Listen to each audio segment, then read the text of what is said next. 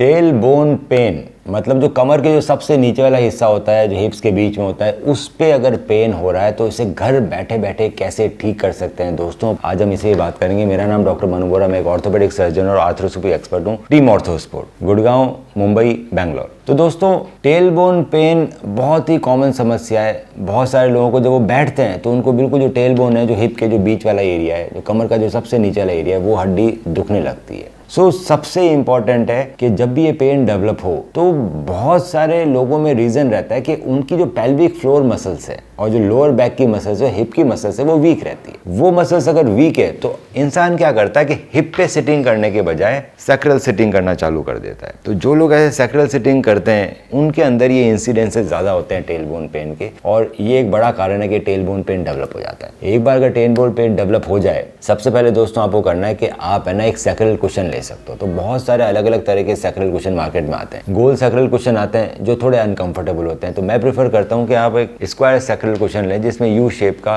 Cut होता है, जिससे जब आप उस सैक्रल कुशन में बैठते हो तो वो सैक्रल कुशन आपको कई जगह रखना है। आपको अपने एक ऑफिस में रखना है, कार में रखना है, घर पे रखना है, ताकि आप एक ही वो कैरी ना कर पाओ। अगर आप पूरी तरह ठीक होना चाहते हो तो हर जगह जब भी आप बैठो तो आपको सैक्रल कुशन पे बैठना है। वो आपके टेल बोन पेन को हल्का सा फ्री कर देता है, उस पर जोर नहीं आता, आपको दर्द नहीं होता। पर इससे करने से पूरा इलाज नहीं होता। इसके अलावा आप गर्म पानी का सेक कर सकते हैं, आप सिट्स बाथ ले सकते हैं। सबसे इंपॉर्टेंट है एक्सरसाइजेस करना, क्योंकि maximum tail bone pen exercises की कमी की वजह से ही हुआ है। एक्सरसाइजेस के अंदर एक तो आपको इरेक्ट बैठना है, पर कितनी बार बैठोगे? जब भी आप इरेक्ट बैठोगे थोड़ी देर बाद वापस पीछे चले जाओगे। पर अगर आपकी मसल्स स्ट्रांग हुई तो आप हमेशा इरेक्ट ही बैठे रहोगे। इसलिए आपको लोअर बैक की एक्सरसाइजेस करनी है, पेल्विक फ्लोर की एक्सरसाइजेस करनी है, हिप्स की एक्सरसाइजेस करनी है। ये एक्सरसाइज हमने इस वीडियो के एंड में दे रखी है, तो आप वो देख के अगर आप रेगुलर एक्सरसाइज करो तो बिल्कुल ठीक हो जाओगे। आप ये वीडियो अपने दोस्तों को भी फॉरवर्ड कर सकते हो जिनको टेल बोन पेन हो रहा है, ताकि वो ये एक्सरसाइजेस करें और बिल्कुल ठीक हो जाए। एक्सरसाइजेस करने के बावजूद भी अगर आपका टेल बोन पेन ठीक नहीं हो रहा है तो आप हमें संपर्क कर सकते हैं। कई बार एक्सरे और एमआरआई की जरूरत पड़ती है। हो सकता है कि वहां पे